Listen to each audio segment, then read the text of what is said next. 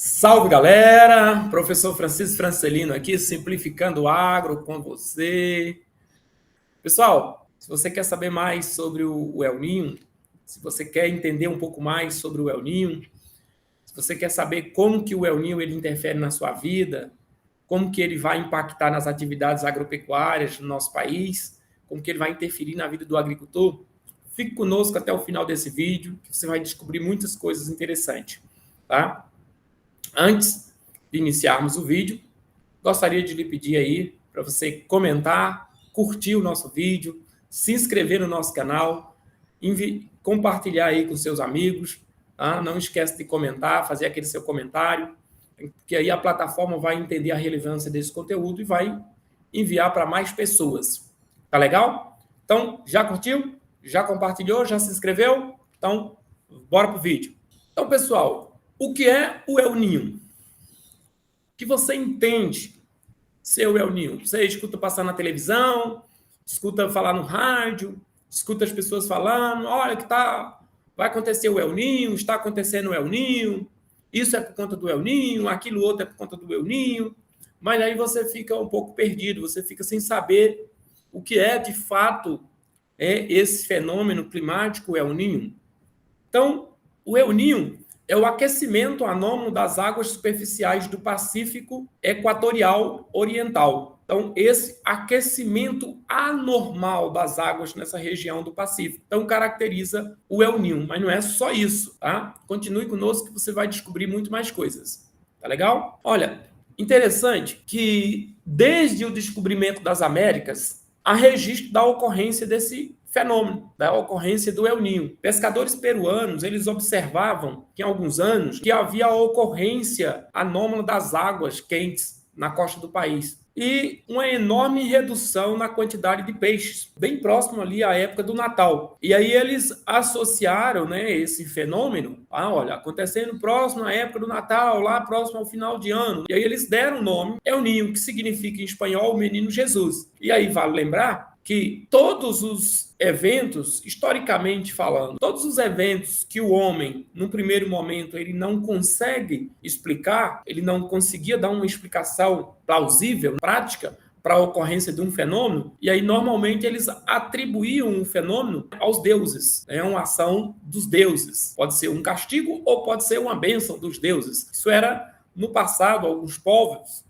quando a gente estuda, quando a gente analisa a história da humanidade, a história da agricultura, por exemplo, a gente observa essas histórias. Então, o El Niño, pessoal, oscilação sul, e aí nós precisamos entender por que chama oscilação sul. Ele é um fenômeno natural, é incontrolável pelo homem, ou seja, o homem não consegue controlar os seus efeitos. No entanto, conhecendo e prevendo a sua ocorrência, o homem pode se prevenir, por exemplo, ou mesmo tirar benefícios dos impactos desse fenômeno no clima. Então, o El Niño oscilação sul, ele é um componente de natureza oceânica, no caso o El Niño, e também ele possui um componente de natureza atmosférica, no caso, a oscilação sul. Então, quando eu junto esses dois componentes, e aí a interação desses dois componentes, oceânico e atmosférico, ele vai promover uma das principais fontes de variabilidade do clima em todo o planeta. E a ocorrência do El Niño? Ele normalmente tem uma duração bem típica, que varia aí de 12 a 18 meses. Ele reaparece normalmente em intervalos de 2 a 7 anos. E ele também tem uma evolução bem típica, tá? Bem característica. Ele inicia normalmente no começo do ano. Por exemplo, agora em 2023, o El Niño ele iniciou em junho. Ele vai atingir a sua intensidade máxima durante dezembro do mesmo ano ou janeiro do ano seguinte. Você observa aí, com o que eu falei anteriormente, esse período, dezembro, janeiro, um período lá de Natal, que os pescadores peruanos lá no início, eles observaram a ocorrência do fenômeno. Ou seja, é justamente nesta fase, neste período, onde ocorre a maior intensidade do fenômeno, dos seus efeitos. Por isso, maior observação do efeito do fenômeno nesse período do ano. E ele vai enfraquecer, ou seja, ele vai perder força já em metade do segundo ano da sua ocorrência. Então, o que acontece normalmente, né, no El Niño? Há um enfraquecimento dos ventos alísios. Normalmente eles vão soprar de leste para oeste do Pacífico Equatorial, e aí a gente vê aí no detalhe aí dessa figura, a setazinha em vermelho, os ventos alísios, eles vão ser enfraquecidos do seu movimento. Normalmente, e com esse enfraquecimento, vai permitir com que as águas quentes do Pacífico Equatorial, né, que estão a oeste, né, eles se desloquem para o leste em direção à América do Sul. Então, esse deslocamento das águas quentes, a concentração de águas quentes que vai estar saindo de oeste, né, do Pacífico Equatorial para leste, então vai haver um acúmulo de águas quentes na região da América do Sul. Vale lembrar que esta água mais aquecida, normalmente ela estava lá próxima à Oceania, na região da Austrália, na região da Indonésia. E aí, com a alteração dessa água promovida pelo enfraquecimento desses ventos, você tem uma concentração de águas quentes na região, né, na costa da América do Sul. Então, como que nós vamos caracterizar? Como é que nós podemos caracterizar o El Niño? Tem os índices, por exemplo, de temperatura na superfície do Oceano Pacífico, a TSM, a temperatura no nível do mar, por exemplo, na superfície do mar, e a diferença de pressão atmosférica também nessa mesma região aí, no nível do mar, na região onde está sendo analisada, esses índices, eles são analisados por um período trimestral, né, por meio de cálculos matemáticos, né, e estatísticos. E aí tem-se o seguinte, que se os valores desses índices, né, eles se mantiverem acima ou abaixo dos valores médios estabelecidos para a região durante esse período, durante o período que está sendo analisado, então nós teremos a configuração ou do El Niño, se há o aumento, né, da temperatura, ou o La Niña, se há o resfriamento, ou seja, a diminuição da temperatura nessa região. Então, a caracterização dos dois fenômenos. E aí vale lembrar que as características do El Niño, elas são contrárias às características do La Niña, tá? Bem recentemente, nós tivemos aí o efeito La Niña, né? O Brasil estava sofrendo o efeito La Niña, e a sua característica sua característica principal onde havia normalmente secas, você vai observar o excesso de chuva, as enchentes. E onde normalmente havia um aumento nas precipitações, você vai observar lá uma intensificação da seca. Por exemplo, tá? O tema do nosso vídeo, embora o tema do nosso vídeo seja El Niño, mas vale a pena comentar um pouco sobre o La Niña. Então, o que é que nós tivemos bem recentemente na região Nordeste? A região Nordeste, que tem como uma das principais características climáticas, né, uma região mais seca, a região semiárida do nosso país, e que apresenta secas frequentes. Então, nós tivemos um excesso de chuva. Então, nós tivemos muitas enchentes que acometeram diversos estados do Nordeste, como a Bahia, o Pernambuco, o Ceará, tá? Então, um excesso de chuva. Por outro lado, na região sul do Brasil, nós tivemos, onde normalmente você tem uma precipitação, uma pluviosidade mais bem distribuída ao longo do ano, tá? Na região sul do Brasil, eles experimentaram uma seca uma seca mais extrema. Por exemplo, a ponto de que, no caso específico no Rio Grande do Sul, eles experimentaram a seca mais severa dos últimos 50 anos. Tá? Isso foi devido à ação do La Niña. Seca extrema no sul do Brasil e excesso de precipitação, excesso de chuva, levando a muitas enchentes no nordeste do Brasil. Mas, falando em caracterização do El Niño, para que aconteça, né, para que ocorra o fenômeno, é necessário que a água ela fique 0,5 graus acima da média observada. Né? Para se ter, por exemplo, um super El Niño, ela precisa ter um aquecimento acima de 1,5 graus. Certo? Então, de acordo com a Administração Nacional Oceânica e Atmosférica dos Estados Unidos, né, NOAA, na sigla em inglês, a estimativa é de que o El Niño desse ano ele tem suas ocorrências mais intensas dos últimos 70 anos, o que provavelmente fará dele um super El Niño, certo? Então, conforme eu mencionei, para se ter, né, característica de um super El Niño, é necessário que o aquecimento ultrapasse 1,5 graus, né, acima da média na região. Então, quem é afetado pelo El Niño? Então, ele afeta os padrões climáticos de todo mundo, e não apenas aqui na América do Sul, onde ele ocorre e se concentra normalmente. Então, uma vez que o planeta ele é dinâmico e há a movimentação atmosférica, logo o fenômeno ele vai afetar os padrões do clima de todo mundo. E quais são os efeitos? Por exemplo, quais são os efeitos práticos no cotidiano do agricultor, no dia a dia do agricultor? Como que o agricultor ele pode observar esses efeitos? Como que ele sofre interferências? Como que ele vai interferir na vida e no cotidiano do agricultor? Os efeitos mais visíveis do El Niño são chuvas mais intensas em alguns lugares e seca mais extremas em outros, conforme eu mencionei anteriormente. Então, isso vai incluir ocorrência de temperaturas mais elevadas, mais frequentes e mais intensas. Então, não apenas a ocorrência da temperatura, mas elas vão ser mais frequentes, cada vez mais frequentes. E isso vai impactar a agricultura, vai impactar a pecuária e vai impactar a pesca nas regiões onde estão sofrendo os efeitos do fenômeno. Isso vai provocar perdas econômicas significativas em todo o mundo, não apenas, no caso aí, no nosso país, aqui no Brasil. Por exemplo, a Europa ela já está sofrendo com onda de calor. Segundo especialistas, as temperaturas elevadas no continente europeu já são as maiores dos últimos 120 anos. Óbvio que nós não podemos dizer, nós não podemos afirmar que as causas do aumento da elevação das temperaturas no continente europeu é em virtude do fenômeno El Niño. Nós não podemos falar isso, pois as causas do aumento das temperaturas, do aumento do derretimento das calotas polares, ele tem relação direta com outros fenômenos também de ordem climática, como, por exemplo, o aquecimento global. Não é o tema aqui do nosso vídeo, mas futuramente a gente pode estar trazendo um vídeo aqui para falar um pouco sobre as ações do aquecimento global, sobre a agricultura, sobre as atividades humanas de modo geral, tá bom? Então, a questão do aquecimento, né,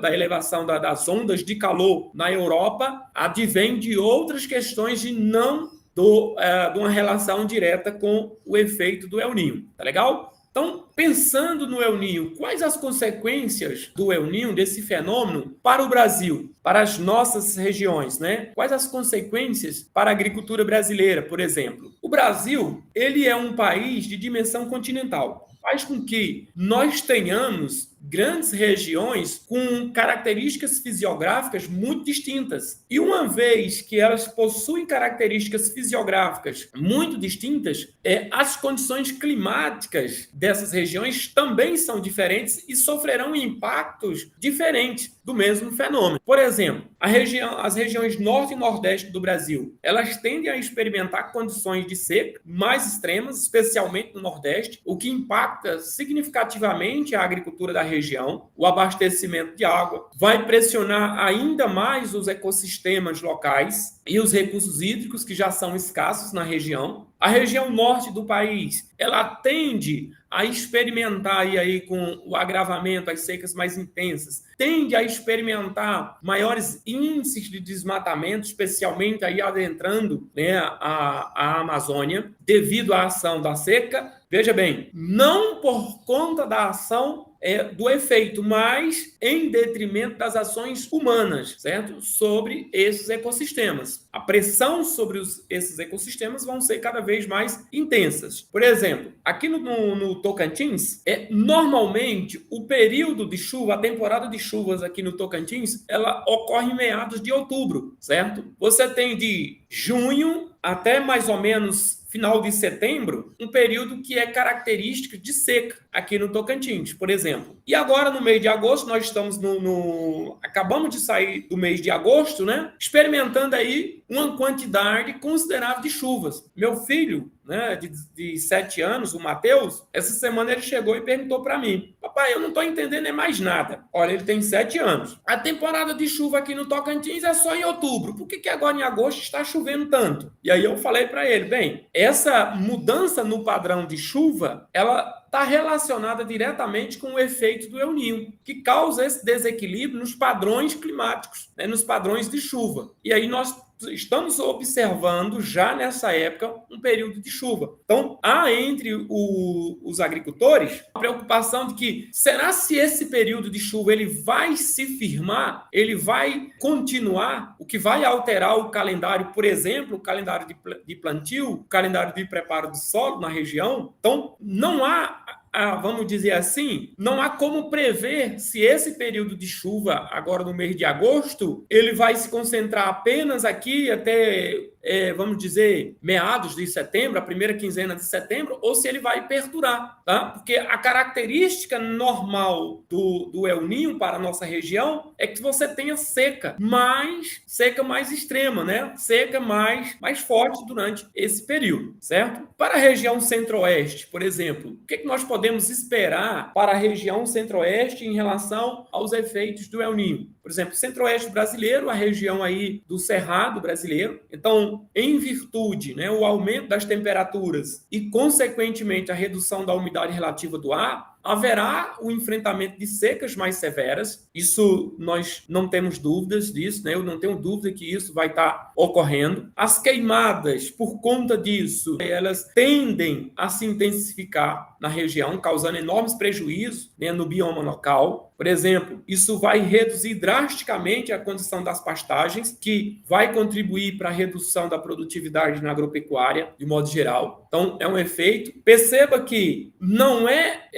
por exemplo, perceba que o aumento das queimadas não vai se dar pelo efeito El Niño. Nós temos que observar: o El Niño ele vai proporcionar condições que vão favorecer o aumento das queimadas. Logo, o agricultor, o produtor rural e especialmente o poder público, ele precisa estar presente, né? Precisa fazer todo um acompanhamento bem mais sistemático sobre a evolução das queimadas na região, especialmente dando suporte aos produtores, aos agricultores, porque a queimada ela não é uma consequência do El Niño. Consequência do El Niño é a baixa umidade relativa do ar, é a elevação das temperaturas do ar. As queimadas é consequência da ação humana, em sua maioria. Então, é preciso que nós tenhamos uma atenção especial, uma atenção redobrada para as ações humanas. Desde, por exemplo, aquela pessoa mais desavisada e descuidada que passa lá na margem de uma rodovia e joga lá a ponta de um cigarro, né, acesa,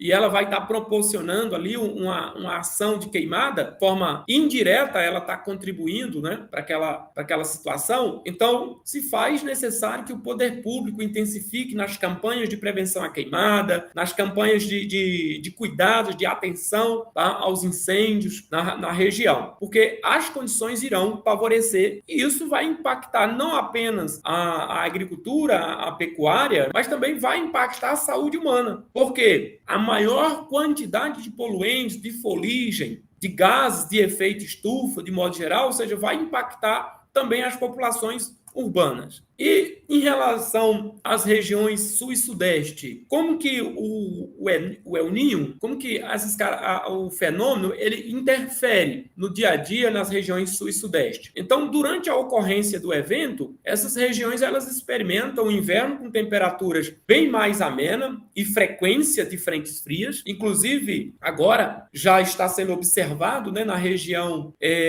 sudeste do Brasil, Rio de Janeiro, São Paulo, né, uma frequência de frentes frias, certo? Um pouco mais, vamos dizer assim, um pouco mais intensas para aquela região. Mas para além da questão do frio, para além da questão da frente fria, tem também a questão da precipitação. Ou seja, um aumento na precipitação muito acima, né, bem acima da média, o que vai levar assim, maior ocorrência de enchentes, de deslizamentos de terra, especialmente nas regiões serranas, né, no Rio de Janeiro, em São Paulo, as regiões serranas no Espírito Santo, em Minas Gerais, e também nas regiões serranas, né, de Santa Catarina, as serras catarinenses, uma atenção especial. As áreas de encosta nessas regiões tem que ter uma atenção especial, né? As ocupações irregulares, as ocupações humanas, as habitações humanas irregulares nessas áreas que são sensíveis, né, a deslizamentos. Então tem que ter uma atenção especial. O poder público ele precisa criar mecanismos, tá, que promovam a segurança das pessoas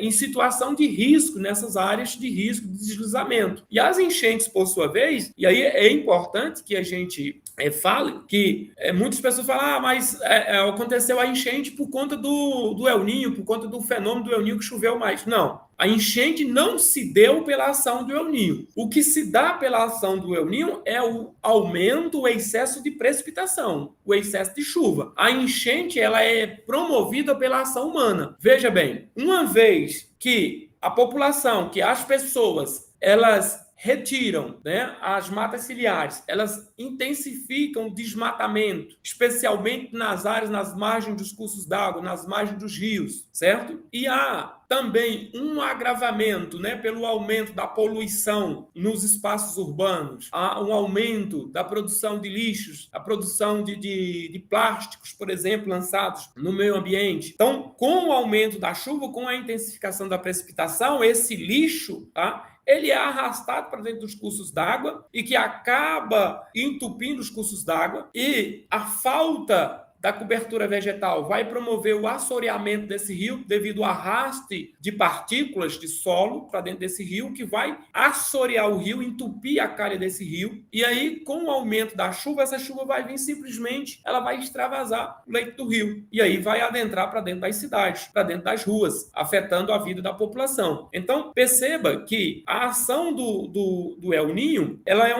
um efeito natural, porém, ele é potencializado, os seus impactos, vamos dizer, na vida humana, ele é potencializado em virtude ou em função das atividades humanas, de desmatamento, de maior produção de lixos, de construções irregulares nas áreas das encostas, certo? Então, são ações humanas que potencializam os efeitos do El Niño na vida prática das populações. E a produção agrícola? A produção agrícola nessas regiões, elas também serão afetadas, pois o aumento da umidade, ele vai favorecer a ocorrência de pragas, de doenças, né, o que vai comprometer a produção, especialmente, né, produção agrícola, especialmente no período de colheita. O excesso de chuva irá comprometer significativamente a produtividade de grãos. Então, perceba que são ações que acontecem normalmente, fenômeno natural, mas que ele impacta de forma direta e diferente na vida do ser humano. E que uma vez o poder público, o agricultor, ele tendo conhecimento, ele tendo acesso às informações, ele vai poder planejar, vamos dizer,